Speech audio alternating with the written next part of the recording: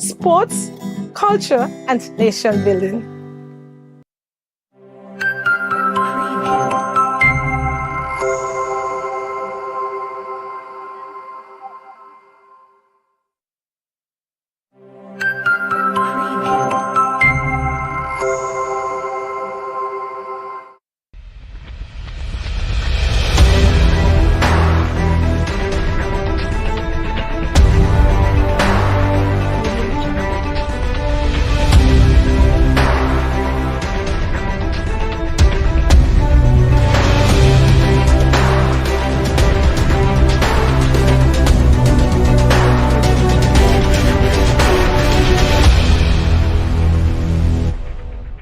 Good evening and welcome to MTV Community Forum for March the 5th, 2025. I'm your host, Byron Campbell. Welcome wherever you are. Chris Dialli, our co-host. Good evening, Chris. Good evening, Byron, and good evening to our viewers and listeners on this, the 5th day of March. Thank you for letting us into your private space. Chris, breaking news today. I'm going to go into this first, The Prime Minister of St. Vincent, PM Gonzalez, has written a letter to his colleague, PM Gaston Brown of Antigua. He's the chairman of the ECCU Monetary Council. But in this letter, he's accusing the governor, Timothy Antoine, of spending $22 million, that's the budget for the property, for constructing a lavish 10,000 square feet official residence. Spending, he said, deems excessive and lacking transparency. The governor's action, he was highly critical of, and he criticized the governor, poor judgment, insensitivity to the economic hardship of the sub-region where we are. But he went on to say he's unable to defend the project. He's labeling it, the whole exercise of this project, as indefensible, calling it an outrage, absolute scandal.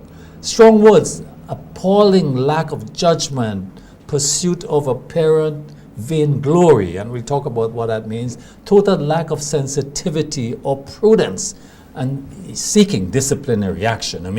In essence, he's asking for the governor's resignation. How tenable is this? Can the governor survive this, Chris? Well, to start off with, I think Prime Minister Gonzalez has been ridiculous. And my reason for saying that is the governor is one man, one little piece of the cog in the wheel. Right. The governor is not the board of directors, he's not the chairman of the ECCB, he's not the head of the Monetary Council. The Prime Minister of St. Kitts and Nevis is part of this conversation, and they sit at the highest echelon and decision Gaston Brown, of the ECCB. Right. Yeah. So if the board of directors said that they want to build an official residence for the governor will say, well, okay, he's happy to, because that is part of the package, probably he had to stay in the official residence. If the project runs in cost overruns, and it was supposed to be 12 or 13 million, it's now 22 million, you can't blame Timmy for that. You have to blame the contractor who hired the contractor. He may come in as a CEO and say, listen guys, this is getting out of hand, but he doesn't have the final say. So I don't understand how Prime Minister Gonzalez could call for his resignation over a situation like that. No, but he's asking his colleagues, he's asking the prime ministers of the 7 countries to take a decision with him. That's what I understand. And where the project must go. No, it has to be for Timmy's head. For Timmy's head. But how? Obviously. Because Timmy serves at the pleasure of those prime ministers. Agreed, but so if one prime minister comes out and says, look, we no longer want you, what is the possibility of Timmy? You have 7 others or 8 others that will say we want him. Yeah. So one could say what they want. He would have, I'm certain, well, I'm not certain, but it seems logical to me that PM Gonzalez would have had a previous conversation with his colleagues before penning this letter. I don't know about that. That is something we have so to see. this seemed to be. But then who to blame? Not Timmy that give the authorization to spend the money. That is what I'm getting at. The authorization to spend the money and get into this project came from a body higher than the CEO. The CEO following instructions. If the board give you an instruction, you have to follow the instruction of the board whether you agree or not. If you decide you're following it, you need to work. That is how it goes in the corporate world. So I'm not understanding Prime Minister Gonzalez's attack on Timmy that he must resign that doesn't make sense to me. But given what he has said, that's the point. The reality, yeah, we don't know the details of this, but the fact that the PM Gonzalez have made these statements, this very damning letter that went out, or these accusations that went out about the character of Timmy, I mean, this is bad, absolute scandal, well, indefensible. The point is, you've been in a Timmy position. What would you do? Nothing. Let Prime Minister. You're not going to step down. No, let Prime Minister Gonzalez fire me for fault. Yeah, because for what the Prime Minister say, I know it's going to be a difficult decision for you. He's telling Timmy let him fire him for cause. And what is the cause? That is what, and then let Timmy take them to court for plenty money. You have to do things the correct way, including Prime Minister Gonzalez. See that anyway. Well, as we talk about residents, our Prime Minister, in fact, don't live at Mount Welldale, the Prime Minister's residence. My information is that he lives somewhere else, a budget of $28,000 a month, you know. And there's been a criticism on our Prime Minister for not staying in the official Prime Minister's residence. My view on this, Chris, has been I don't think Mount Welldale presently is suitable for Prime Minister in terms of the accommodation, the quality, the makeup of the residency. It's inadequate in my view. But the question is, should that $1 million plus we spend annually in alternate accommodation, should it be used to renovate this facility? Well, what is the... Based on the rental figures, about $336,000 a year we spending in rent, based on where he's living. Right. No.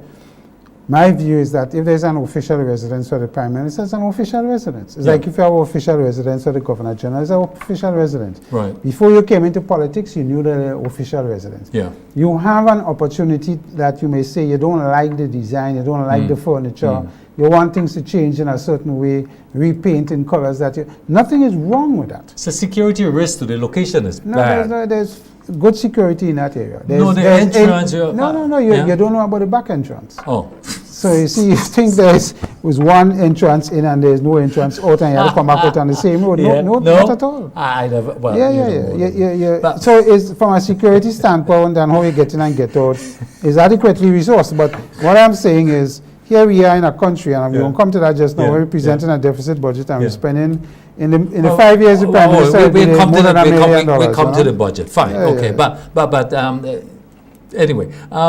NDC had what appears to be a successful convention in terms of the executive, but also a successful rally based on the numbers, based on the reports. What does that say about the politics? What does that say about the NDC in terms of where it's located now? Well, I think that's a good thing for the NDC. The support shows, the level of support seems to be very strong on the ground, based on the rally and the numbers in the rally. But they also had internal changes on the executive as well. I think the General Secretary has been changed. Yes, you have the Senate General Secretary now is Andy Williams. Minister Williams. Right. And the chairman is Minister Gloria Thomas, right. I believe. I think the other contentions for the chairman position was Dr. Dottin and Dr. Fletcher. So two doctors contested. From my perspective politically, I think NDC is preparing themselves for whenever the election comes. Yeah. We have changed General Secretary midstream. So obviously the one that was there before, there was some critiques about him, criticism about him, and let us hope the new General Secretary in terms of Andy Williams will give them the emphasis and the momentum that they need. So those are positive things for them, I suppose. And outside of that, they seem to have Prime Minister in his speech is still able to rally the troops and seem to be very popular among his base. So that is an excellent thing for them going One forward. senior member of the party told me he was not in support of Andy taking the General Secretary position because he's already busy. He's de facto Minister of Works. He is the most active minister, so taking on this additional responsibility plus mobilization might stretch him, but we don't know. Well, NDC has always had an issue with the strength of the party in planning, and NP has always been ahead of them in terms of the game for that. So let us hope that these changes, even though they say if Yeah. you want to get something done, give a busy man. And Honorable Mlimpi is now officially leader of the opposition. Blackadan, he's won the ultimate soccer championship in Trinidad. 1 million TT dollars. That's what, $500,000 Eastern Caribbean I reckon dollars? less than that. Oh, that's excellent. I mean, we're proud of this guy. Dash also we have to. So we did well, Chris. Of course we did well. I Yeah. mean, the music, the quality of music between Trinidad and Grenada over the years have narrowed in terms Yeah. of Trinidad being way ahead Yeah. now. And a lot of Grenadian artists go down there and do well, even though they don't partake in competitions, but when they partake in shows and so on, they're very popular and they do well. I think that augurs well for the cultural exchange within the region. And we must continue in that vein. I think those guys are doing good work and, you know, kudos to them. Congratulations, And, of course, he congratulations. made Grenada proud. Although he used to live in Trinidad for a while. That's what I understand. So he knows the culture there Yeah, quite well. yeah, yeah. Chris, the establishment of a ministry for the blue economy, how important is this in your view? Very important. I think there's a good thing that the Prime Minister have announced, that we're surrounded by more water around us than anything else. We are little piece of land around a lot of water. We have not structurally exploited the blue economy enough. And there's a lot that can do in terms of now with climate change and how we do things, the species that we have, fish and others that we need to properly study and exploit. Does that include oil and gas, blue No, water? it doesn't include oil and gas. Okay. Everything except oil Oil and and gas. It gas. even Okay. includes fish processing, setting Yeah. up processing facilities Okay. to do certain things. Yeah. You know, we do a lot And of that will farming. take out the whole Ministry of Fisheries. All of that will move to this Right, new, because we farm a lot of sea moss. yes, We want to farm those things that the shellfish. shellfish. Yeah. Right, so there are things. I mean, even Yeah. lambi, Yeah. conky. As you talk about fish, Chris, you know, in the last week, there's the most amount of big jacks I've ever seen caught in Guave. And the net that catch it was Ramphel gills, you know, as I congratulate this fisher, fisherman for a lot. I saw an exporting company there, local one, purchasing fish, a couple thousand pounds of fish to ship to New York, big jacks. Yeah. And I was told it sells for about $7.50 US a pound in the United States. And that's the other thing about the fisheries, the blue economy thing. Your fish farming. Yeah. And not in on the land. Fish farming is Yeah. sea. And by Yeah. this, see like how they hold the jacks Yeah. and they keep it in a kind of Yeah. enclosed farmed area. Yeah. Again, as an area that we need to explore and see how well we could do it, so that you could constantly have fish of a particular yeah. type. Salted fish. In the revolution, you knew we started of course. doing fish, And saltfish. I found an article on that with the pictures that showed that in the revolution, I think this is 1982, that local saltfish was preferred by the Yes. population than the imported saltfish. Local saltfish, I remember. That's amazing. We have a traditional history Yeah. of corn fish. Yes. Which is another form of saltfish. Saltfish, yes. And again, these Yeah. are areas that the blue Yeah. economy could look into, do the research and develop and so on. As you've mentioned, most of our top quality fish is exported there. You That's don't see right. this, you know. That's right. Chris, budget 2025 on Friday, but we know some things about it. Preliminary, I wouldn't call it leaks, but it's available. The information is out The there. information is out there. What are you picking up on this budget so Well, far? I would only say two things because we don't have a lot of time That to go time, into this. yeah. Friday, I'm sitting on a panel to discuss Right. that in more detail. Right. But what I'll say is that this is the first time in many years that the government is presenting a deficit budget. Yeah. A deficit of 380-something million, I believe, that funding needs to be sought after Yeah. to finance the deficit. Yeah. The other thing is CBI, a major budgetary support to the government, last year made 500 and something million in revenues. The projection for 2025 is 140 million, a 400 million drop off. So that is significant, and we need to understand what is causing that drop off as we move forward with CBI. So those two major elements are things that we need to understand what the minister is going to say. Because what happens in a deficit budget, Byron, is that you have a lot of capital works that you budget. If the recurrent expenditure and the surplus, primary surplus and other overall surplus is not meeting what you need to meet and is in a deficit, then the possibility of getting the loans and the grant funding to meet the shortfall may not come in timely as you need to get it, and it may not come at all in some cases, because we know what's going on with the U.S. So there's with uncertainty. grants. There's uncertainty. Yeah, and that, the NEC have been down that road already, and it wasn't favorable to them when they presented deficit budgets. Next week program, we'll be dealing with this matter. Yes, yes. So we'll be back to it. Chris, there's an issue of the Catholic Church and other institutions bringing supplies, food in particular, quote unquote, for the poor. But there's a number of issues around them. One, the expiry date is an issue. Sometimes they are covered, sometimes it's expired. Mm-hmm. But also the type of foods, are they suitable, particularly for our seniors and our citizens? What have you noticed here, Chris? Well, two things. A goodly gentleman spoke to me about this, which I think is a good point. Is the quality of the stuff that we get in. Yeah. So you're sending mackerel, but you're sending it in a salt solution. Why don't you put it in just normal water?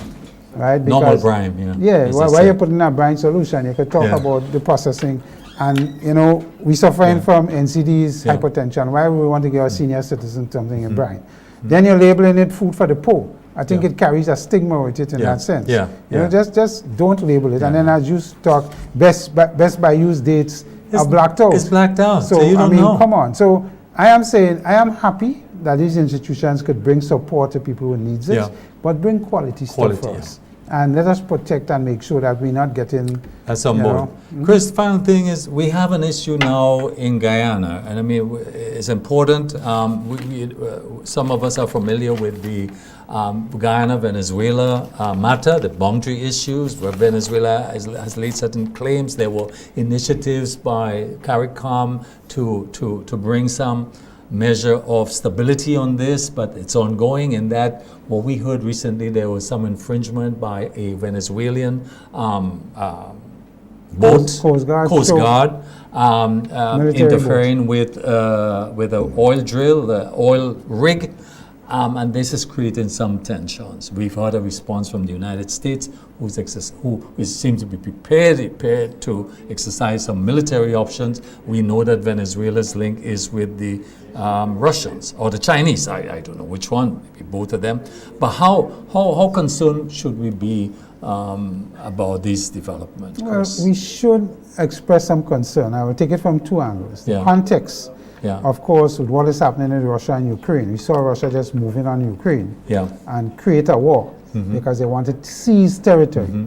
Venezuela is indicating... Although Trump don't think so. Trump thinks Ukraine started a war. But this is what Venezuela is seeing the international community engage in. And they're saying, okay, on the international front, they do it. Russia is getting through now to appear that Russia will get through anything. So they're testing the waters, in my view, to see how the reaction is going to be from Guyana with this thing. And they're sending one of their military boats to test, in my view, what is happening. We can't afford that in the CARICOM region, for sure. We are a zone of peace. Think about a war or some kind of conflict starting between Guyana and Venezuela. We in the Caribbean and the OECS and this region here, tourism dead. We're very close in. Yeah, tourism will die, because we then become an area of conflict, and anything can happen with anything. It is serious for us and the implications. So we need to be careful of what and how we manage that process with Venezuela and Guyana on the borders. Chris, that's all the time we have. But before we break, if you're a betting guy, you think Timothy would survive this? Absolutely. You think he'd survive? Yes. You take a bet? I'm taking a bet. Okay. I want a basket orange. Okay. I'm not going to tell you. When I win my bet. I'm not going to say on air what I want when I win, but it's coming to you. Our guest, Chris, special guest, let me call, is David Bartholomew. David is the CEO of the Grenada Transport Commission. This commission, we learn about it, is responsible for the management, policy and otherwise, of our transport systems in Grenada. So we're going to be having viewers and a very interesting discussion following a very short break. So stay with us. We'll be right back.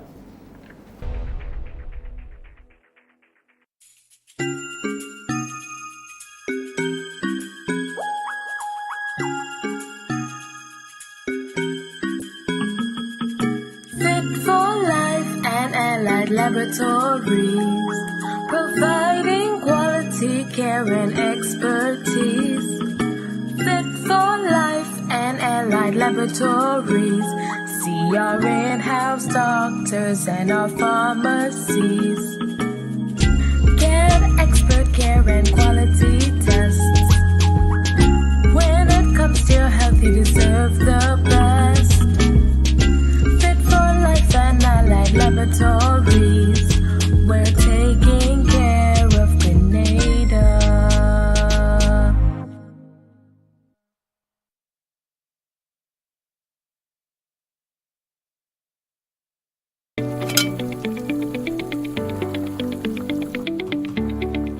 How am I supposed to finish cooking like this?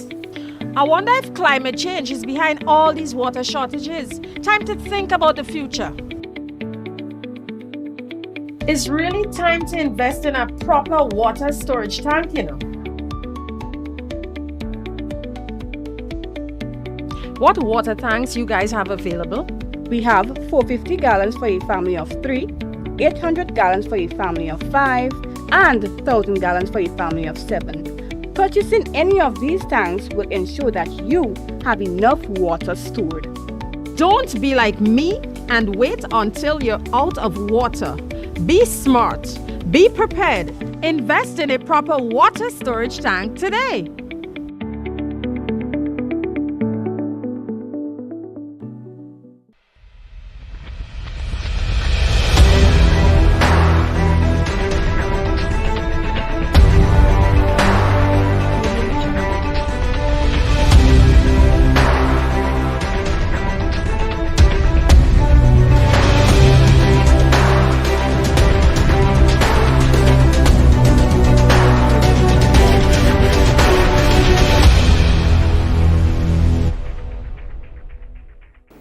Welcome back, viewers. This is Community Forum, and as we indicated earlier, we have the CEO of the Transport Commission here, Mr. David Bartholomew, joining us this evening to talk all things transport and what is happening in that. As you know, we in Grenada, we have a serious issue with traffic and what is happening. Mr. Bartholomew has been in this industry for the last 25 years. He's Trinidadian by birth, but he has worked through the region, so he brings with him many years of experience and expertise that we hope will help us deal with our issues in a small island state like ours in Grenada. He is also very well qualified in corporate planning and strategic planning, so he has a lot of leadership qualities that will probably, hopefully guide this new commission. I think he officially started on the 3rd of March. That is this week? Actually 1 year. 1 year. Yeah. The 3rd of March made you 1 year in the position, right? So you have been able to experience the drama of the Grenada roads and traffic, right? So, Mr. Bartholomew, let me start off by asking you to tell the viewers exactly what is the remit of the commission and how is it made up?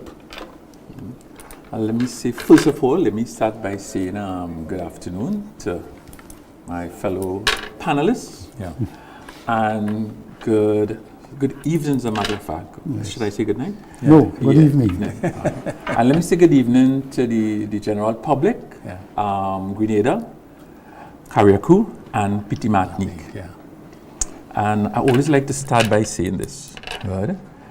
I'm Trinidadian, but my parents, both my parents are Grenadians. So I am, by extension, Grenadian. You're born Trinidadian, but you're a Grenadian in heart. I am. Yeah, man. You know. I started here at the Grenada Transport Commission as CEO just about exactly 1 year ago. Right? The remit of the Grenada Transport Commission is to, number one, advise the government on anything that has to do with transportation, vehicles, tariffs, rates, any of those things. Right? Other remit is to manage the wardens. The other remit is to look at the licensing, the inspection part of it, licensing of vehicles, that's one of our remit also, and also to manage the bus sticker program. Those are the key areas in a nutshell. that we are mandated to look at. The overall goal of this Transport Commission, this particular board, this Transport Commission, is to transform, and I always use the word transform, is to transform the transportation sector, right? So that everyone will enjoy safe, reliable, efficient, and affordable transportation. And we're not only talking about human beings, but we're talking about the transportation of goods, the transportation of services. All those things had to be safe, reliable, efficient, and affordable. Right. So let me take you up on one now. The first one is vehicles inspection, and what for years in Grenada we have been talking about privatizing that, taking it away from the remit of the police, because the police is primarily enforcement. And this inspection is supposed to look at vehicles, roadworthiness and safety and all of that. And we have been talking about privatizing that for years, which has not happened. But what the greater concern we're seeing now is the size of trucks on our roads and the axles that they carry, that our roads doesn't seem to be able to carry that load. And the destruction of our roads is happening at rapid pace with these heavy vehicles. We're going to come to the congestion in a while, but what is the Commission's thoughts on, first of all, privatization of the inspection, and these, whether we need to put some kind of control on the level of vehicles that's coming in on the truck side, in terms of... Right, one of the things that, like I said before, we are mandated to take over the inspection from the police, right? And so we are re-engineering how inspection is done in the Tri-Island states, right? Safety is of paramount. So vehicles, whether bus, whether trucks, whether the large haulage trucks, they'll all undergo stringent, very, very stringent inspection. Not what applies, I'm not knocking anybody, but not what applies today. What happens now is more like a visual and a quick inspection. What we'll be doing and what we'll be engineering our system to do is to do more detailed inspection. We'll do either put the vehicle on a ramp or put it on a lift, and we do undercarriage inspection plus all the other inspections. So we have a light issue in Grenada. We have this white light and blue lights. When those guys flip this thing, you can't see. And the law, I understand, is that these bulbs should not be allowed to come in. And these are areas that your commission will be looking to tackle in the inspection process. Yeah, definitely. We're looking at all these things. Yeah, it is a very serious safety issue. Very, very serious safety issue. So we'll be looking at all these things. Again, our focus will be on safety. As a matter of fact, we launched a school bus program. Right. And the vehicles that doing that program have a secondary inspection. Even though they have this statutory inspection, they have to go through certain inspection that is designed, the system is designed by the Grenada Transport Commission. A different set of inspection they have to go through. I suppose we'll have to apply that to buses that move people publicly as well. Yeah. Sooner or later, it will get around to all vehicles. Yeah. But remember, school bus have a little different, there's a little difference because of what's on the bus, accessory bus, and most important, the cargo that is being carried, our future. So we had to be very, very, and as we know, if in some of the other countries, you have what you call, when they're designing buses, you have what they call a school bus specifications. And the school bus specification is one of the highest bus design specifications in the world. Precious cargo on board. Yes, it is. I mean, I won't come around to the wardens, because I didn't realize the management of the wardens falls under your remit. So that is something that, but I want to engage you with the traffic lights and the wardens, so I'll let my co-host go before I get to the rest. We have an influx of vehicles, particularly used vehicles. We have I think the last number I saw was 67,000 registered vehicles in a population of 110,000. What policies are in place to deal with this congestion that's taking place? But specifically, what role does vehicle importation policy play in controlling congestion? Are there any plans to limit or regulate the importation of used vehicles? Is this something that you would advise on, the commission that is? Okay, yes, let me see if I could answer that. And it's a burning issue. As a matter of fact, I just came from a board meeting And that was one of the topics in our meeting, the issue of the amount of vehicles on the road. And it's in excess of 60,000 vehicles. And you'll find that just over a matter of 2 or 3 years, you got an exponential increase of about 20,000 because 2 or 3 years ago, there was about 40,000 vehicles. So it just had a skyrocketing. And it's a serious concern because you see what's happening. The Grenada roads, it's very constrained. And to take that amount of vehicle is a challenge. And then add to the disposal system, add to the vehicles parking on the road, it's a serious concern. But question must be asked, why are people buying the sudden urge to buy all these vehicles? And when I talk to people, one of the things that people keep saying, they're buying the vehicle because the transport system is inadequate. The public transport is inadequate. So although it's a multifaceted thing, right? One of the key deliverables in that equation is to fix as quickly as possible, fix the public transport system so that people will have an alternative. So if you have a certain amount of disposable income, instead of taking it and buying a vehicle, right, you could say, okay, I have an excellent transportation system. I don't have to bother. If I walk out my gap, I get in a bus on time, so I could get to work on time. So if I have this disposable income, let me take it and buy a piece of land.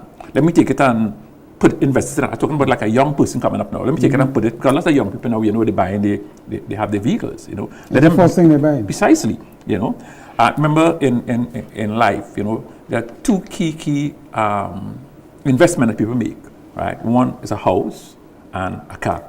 That's big investment. That's what they do, right? But people are saying that they are investing in a vehicle because some of them, after I've spoken to a person in a bank one time, and they said they bought a vehicle. I said, why did you buy a vehicle? They said, here, I'm coming from Granville to get into St. George's, right? I catch my, I get horrors, right, for a better word, to get from... Local parents is in NN. I don't want to say that, right?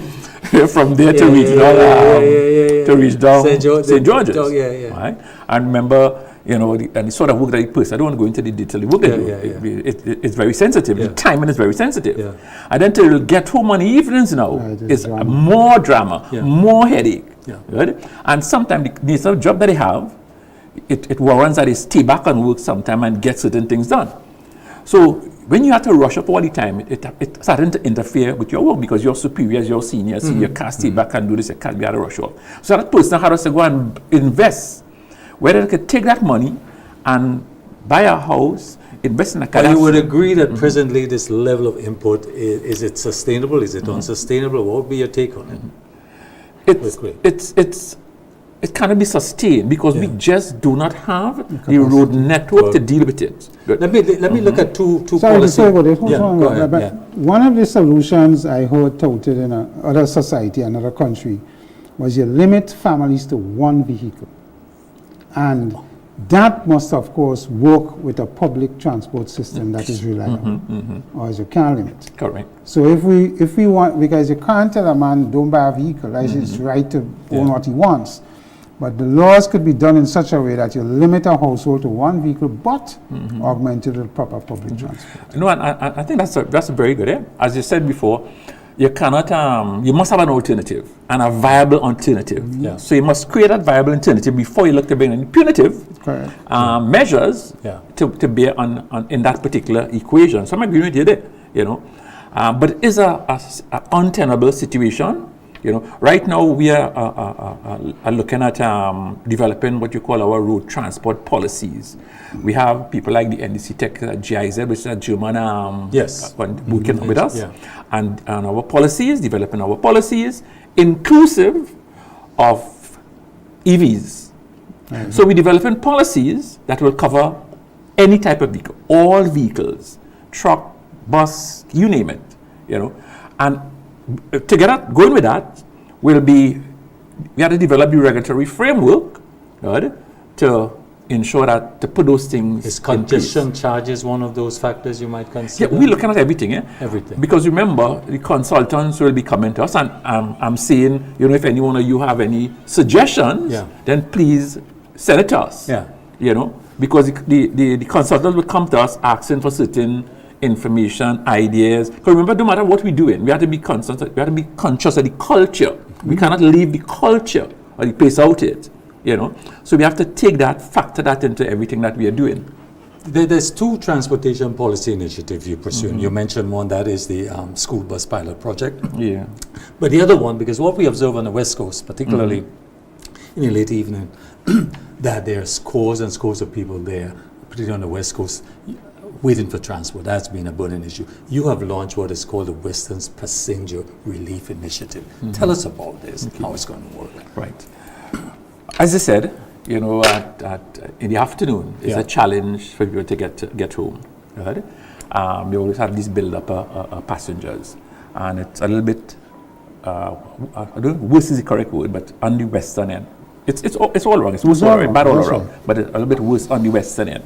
So in conjunction with the National Bus Association, we talked to them, we sat down, we plan out, we developed what you call the Western Bus Association. And here's what happened. From 6, and it's a pilot project, It's a pilot project. So you have from 6, 7, 8 o'clock on 3 routes. The routes are Sutter's, Victoria, and Gulf. A bus comes in on each one of those routes, right? And it will clear whatever passengers that are spilling over. So 3 bus comes in for the 3 routes at From 6. another zone. Yeah. Right. No. What we're trying to do is, or within the same Western road zone. What happens? What we found out is that when, let's say a bus working Sutter's, and it finishes in Sutter's. So when they go up to Sutter's, right, they don't want to come back down because it's not feasible for them to come back down, because most of them come back down empty. They have to burn tires, fuel, and whatever it is. So what the government has done, they have given them an incentive, a financial incentive, to encourage them to come back down the road. And when they come back down, they get in a full load to go back up. So that's what the government have done, give them an incentive to come back out. Other than that, they stay home, the people can't get them, the service is not there, and the people suffer. So that's what they do. A short-term fix. Yeah, it's a pilot program. Yeah, it's a pilot program. All these things are what we call low-hanging fruit, because there's all the time there's a picture that is being played out here. We have a strategic plan, we're working on that, but this is what you call our low, because you can't leave things as they are, because the people are low-hanging fruit. The people are suffering. So we need to get these low-hanging fruits in place to deal with this situation. It has been going very, very good so far. As a matter of fact, the other areas like St. David's and all these others are actually calling now. They want to get that same sort of relief system. So we have to start looking into that. We are collecting data all the time. Like we have someone down there, around that time, they have a particular standard form that they fill out, they collect all the data. Every week we do some analysis, and so that we could make the necessary changes as we go along. I was looking at Trinidad and Tobago. You're from Trinidad. They did an assessment, a study to assess the economic cost of vehicle congestion, estimation of the direct economic burden. And they determined that it was almost 1.4% of their GDP. Very, very costly. Is this something you're going to do in Grenada to look at what is the cost? What's the economic cost of the congestion? Because if there's a cost, then we know this could help form policy. We can't afford these congestions. It's costing the country too much. Are you going to, you think such a study in our No, of course. As part of the policy that we are doing now, when we have some from consultants, foreign experts who will be working with us, that will be part of the policy that we are developing. We're looking at every single thing. We're looking at concessions, what sort of concession the government could give, how are they going to encourage the use of EVs. As we know, the government have a mandate that by 2030, 40% of the vehicles in Grenada are supposed to be EVs, because remember that transportation is about 50% of the, pollution. No, not about 40% of the pollution comes from transportation. Is it hybrids and EVs? Explain that to us a bit, because it seems to be we do have an increase in the importation of hybrids into Grenada right now. That's the information I got. What's the difference? Is that a solution? What's the take here? Hybrid is a temporary solution. We really want to go to EVs, full EVs. But we realize that there are certain perceptions that surround EVs, and we have to do quite a lot of marketing to get people to change those perceptions. Hybrid is just a transition, so people start understanding, so that they could be able to move to EVs. It's still a combustion engine in a hybrid. Yeah, precisely. Exactly. So you're burning. You're burning it's still fuel. It's still burning all, That's the right. fuel and that sort of thing. EV But we look at it as a oil and transition. that and all that. It's just one battery, the battery Yeah. gone, Yeah. you change it. Yeah. So much more efficient, and you don't have to connect your EV to a ground neck outlet. No. You could have your PV panels Yeah. and you connect up, so you're totally off. Yeah. Yeah. Yeah, But the and idea that's- is if we could convert as much as possible to electric vehicles, right? So that the government will reduce the amount of importation, that foreign exchange. A lot of foreign exchange is being spent on fuels, So if we could reduce that, and that money probably could go to some other kind of... Of course, the gas stations are going to push back. And that has to be a transition and a phase. But the approach. government is going to push back. The government earns $5 at least from every gallon of fuel you purchase. Additionally, they make, if it's a used vehicle, 159% duties.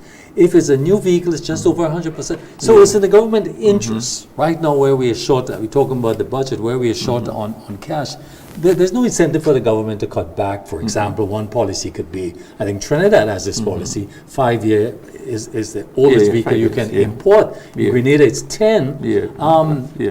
But that's where we have to start. No. Yeah. Reduce it from 10 to 5. Yeah, that's what, is this something being considered? Again, our policy will direct us, and I'm saying to you all again, I'm saying to general public, if they have any ideas, if they have any document, if they have anything that could help in that policy, help inform that policy, contact the Grenada Transport Commission, so that it could inform the policy, help inform the policy. Whatever suggestion people have, I think it could help inform policy. So, Mr. Commissioner, I want to take you down a different road now, and that is low-hanging fruits that what exists now with the traffic congestion. I heard the CTO and another program speak about Granans Valley, for example, as a road, thorough road. They plan to put in 2 roundabouts, one at the Woburn Junction, and increase the size of the one by the Rams Junction there, so that you can get better flow of traffic. I don't understand that as a common sense person and thinking. I don't understand how that will ease the congestion. But what I want to ask you is, because you are to manage wardens, I am particularly going to throw a low-hanging fruit as a suggestion. And that is on pedestrian crossings. Pedestrian crossings now in Grenada, a pedestrian feel from the time they reach by the crossing, they must cross immediately. If they have to obey traffic light, the traffic light will tell them they cannot cross.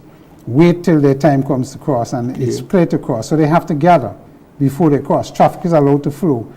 In these crossings, for example, the one by the Republic Bank roundabout, you don't have that.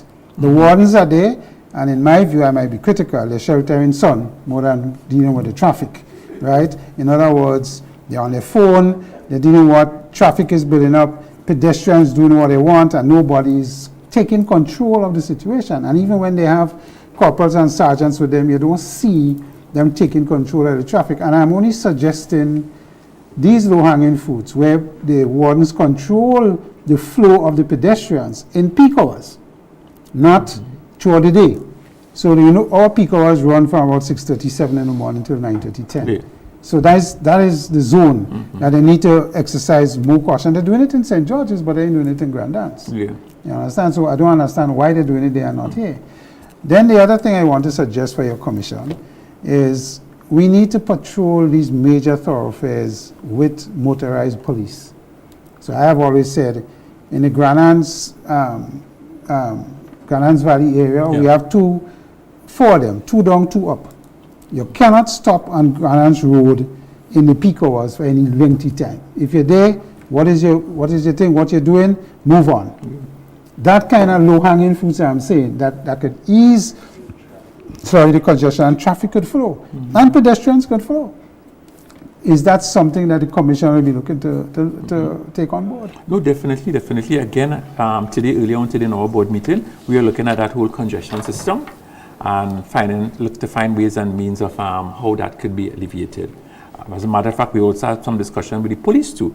We had a meeting with the traffic department of the police, and again we are looking at those things. So we're supposed to have continuous meetings, more meetings, just looking at those things and trying to address those things. Right. So I want to bring up two other areas. Well, hold on before you go on. There's one of the on Facebook. There's a person with a question, and it has to do. The question is, why are the wardens directing traffic while the traffic lights are functioning? So you have a traffic light, a traffic point. There's a light operating, red, green, yellow, amber.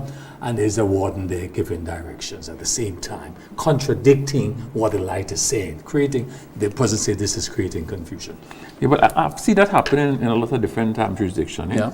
Depending on how the traffic flows. Yeah. In some jurisdictions that I've seen, some jurisdictions that I've seen it in Germany, I've seen it in Brazil, I've seen it in other So jurisdictions. can you pause the lights? Yes. They have a control room. These people have a control room. Yeah. Right? And based on how the traffic flows, they'll adjust the traffic light from inside it automatically, right? In Trinidad, what I've introduced recently in Trinidad, they have a sensor, and it actually senses the traffic, so and it will override the traffic light. It senses the traffic. Make the in light the change area. quicker than normal Precisely. in the congested areas. So what's happening, and it's talking about is that it's being done manually, but like I said, it's actually being done in a control room where they actually have. But the point they're making is that the lights are working normal, red, green, amber, while the warden is giving direction. What they're saying, should the lights be paused so you don't have this confusing, because you're paying attention to the lights, but it's the warden that giving instructions, so it's creating some confusion. I understand what you're saying, and Yes. it's something probably we take a look at. Yeah. I understand what Put you're the saying. traffic lights on hazard. Yeah, understand what you're saying. Hazard, precisely. I understand what you're saying. One of the viewers' comments, Chris. But I understand the viewer. Yeah. So I was going to talk about the lights, because that is an issue that we see now. And, I'll say it here, it may be controversial, but Grenadians are lawless when it comes to traffic. We don't obey traffic rules. So you come to a roundabout, you have to give way to traffic on your right, we don't. Who reach first pass? And we can cause many accidents with that because you think that you're supposed to, but with the lights, and the lights have these cameras at the top, which I suspect senses congestion at different levels and at different times. But what I'm seeing is that busmen will call people across the pedestrian crossing when the lights are on green, causing issues. Pedestrians are not waiting for the lights to change and give them the right of way to cross. So, and we see in Granans by the food fare bus, I have seen it with my own eyes, 2-3 buses will go on the other lane, which was supposed to take them to the right. And when the light change, if the one on the left doesn't change, they cross over, or the two of them, and they rush to the bus stop to get there first. So again, they're breaking the lights. Safety issues and the accident issues. But let me add something to say. In our discussion with the head of the traffic police and their team, that issue arose in terms of the traffic light and control traffic, because there are cameras there and the traffic light and everything. And the police, I hope I'm quoting it right, they will be putting up a command room where they could see what's happening and control the traffic light from that command center. So that's something that we're actively Because right now you can't charge me as the police for breaking the traffic light. You don't have no evidence. But you have cameras on the lights, though. Yeah, but you don't have no evidence. There's no record. So they're now looking at the setup of what the camera captures. Right, okay. In Trinidad, the camera will center flash will give it once So you you have break the the light. evidence. Yes, and you get your ticket. But I wanted, with permission, Sure. I wanted to address, you know that we launched the school bus program. School bus. Yes. I was coming to that. Sorry. School bus. Go ahead, program. go ahead. Well, then, huh? Go ahead with it. We want to hear about it. I Yeah. see something on the desk Right. here. I want you to tell us about it. Right. also. We have launched a school bus program. It's a pilot program. Yes. And we are looking at 10 schools, 5 in St. David's and 5 schools in St. George's, primary and secondary schools. Right? And then we take a sample from each schools, reaching up to about around 900 plus students. Right? The ministry had a criteria that they use to select those students. Right? Now it's all done by AI. Right? We geomap the location, the pickup location. We geomap the driver location, and we geomap the school. And we feed that into a system. And that system will determine the best route and ensure that every single child is picked up. So the system does all of that. Right? So we have launched it as a launch. We did some dry run. We have launched it. It started running from Monday. Of course, there'll be little challenges as we go, especially with these technical things and that sort of thing. And then the other thing is that getting people used to it. It's a whole mindset have to change. There has to be a change mindset, because what's happening is that the parents have an app on their phone, right, that they could monitor the children. They know when they get on the bus, when they come off the bus, because the children have what you call a card, and there's a validator on the bus. So when they get on the bus, they put the card on the bus, swipe the card. If it's the wrong bus, it will reject the card. So they know that they get it on the right bus. Each driver, every day, the driver will have a route. There's in the bus itself, you have a screen, like see something like Waze or one of these Google Maps, and the driver will see exactly where the children are. And when he's approaching the child, he'll get a signal that he's approaching that particular child, because the child will also have the card on him. So there's a link, right? On the card, there is a QR code that the child could scan, or the parents could scan. So the parents will know which bus, the number of the bus, and the time, so that they'll know exactly when to send the child, whether to stand by the road or some location, some predetermined location to get the thing, right? What we find a bit challenging, we find some of the parents, they're a little bit afraid of the technology, all right? The minute they hear computers and you have to go online and fill out it's simple. It's real simple, but people have a particular mindset. They're used to this. They're used to cell phone. I want to appeal. I want to appeal to parents, good, to get it done, good. If you have an elder child around, if you have a neighbor, good, or going to the school, what we do, we train validators in every single school. So if you're having any problems, they could go into the school and get it done.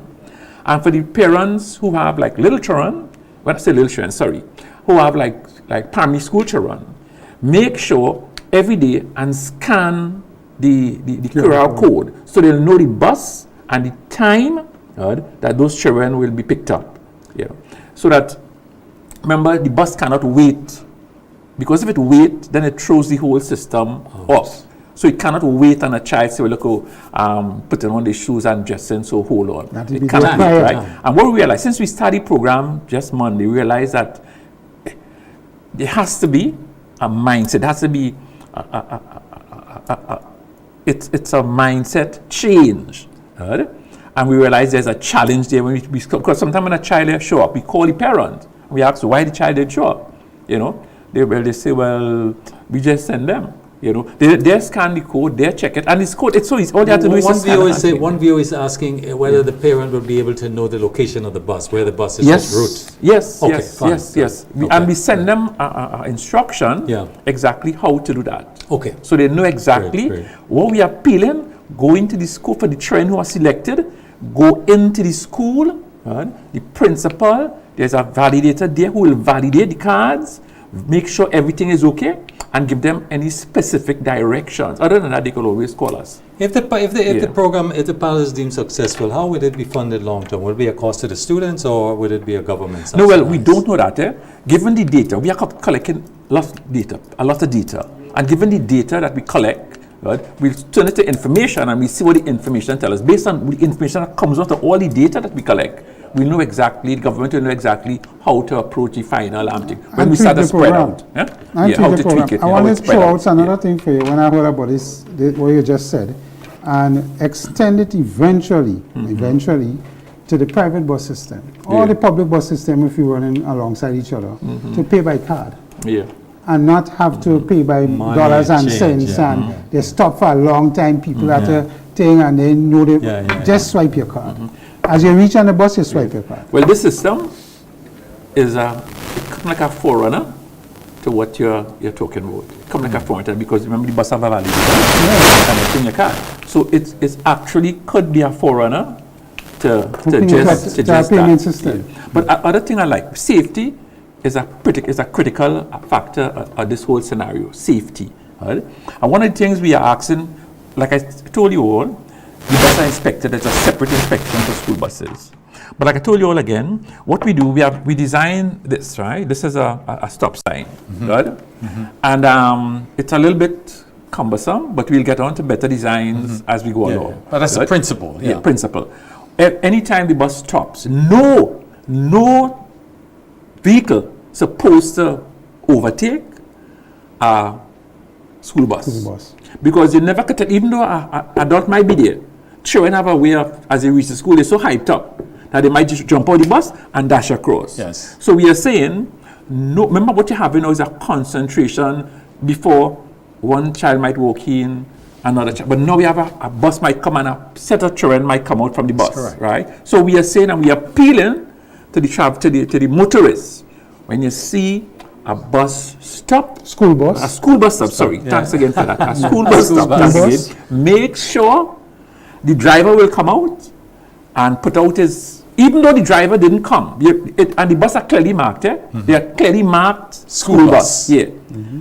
Don't overtake, because I've seen it happen already. I've shown the drivers in the orientation. Just last year, what happened in Trinidad, where a school bus stop out, good. The driver, on both sides of the road, the driver, what you call it, the motorist stop, and one motorist decide to stop it and take this child, and thank God the child didn't die, and knock this child, throw up the child like a doll. Good? So we are appealing to the traveling public, the motorists, to obey the stop sign. Obey the stop sign. We are running out of time. Let me give you a final question here. We have to bring back the CEO. Yeah, if you could outline the top 3 transport priorities for Grenada over the next 5 years, what would they be? Transport priority. Develop the policy, a road transport policy. Right? Because in everything that we're doing a lot of things. We're building out all the different stations, Sotters, Granville. We're remodeling. And security at those stations is a big issue now. Remodeling St. George's. We're looking to also build hubs, transport hubs, and like economic hubs with business activities and all sort of, and car park. We didn't all those things. But if we do all those things and we don't have the policies that will guide them and the regulatory framework that will inform the policies, then it wouldn't make any sense. So the policies are critical, very, very critical. The policy and the regulatory framework, they are absolutely critical. And of course, you would have a PR program to educate John public. Yeah, massive. On what is going to happen if these regulations are broken and the penalties attached to it. This $150 penalty is a waste of time in my view. It's inadequate? It's very inadequate. We're supposed to be in the $500 and $1,000 range. And by the way, sorry again, we are remember the police used to handle licensing, police used to handle the wardens. Yes. We're taking that over now. And we are and we're working with police with it. We're not doing it separate. We have a committee with police on it, and we're looking at all the things that goes with warden. We're looking at the uniform, we're looking at all the accessories. We're re-engineering a warden. Also, added to that again, especially training. We're dealing with National Training Agency to get the necessary training, crowd control, how they deal with the public. So they're getting all these trainings. So all these things are actually, we have the policy, we have the guidelines already set up.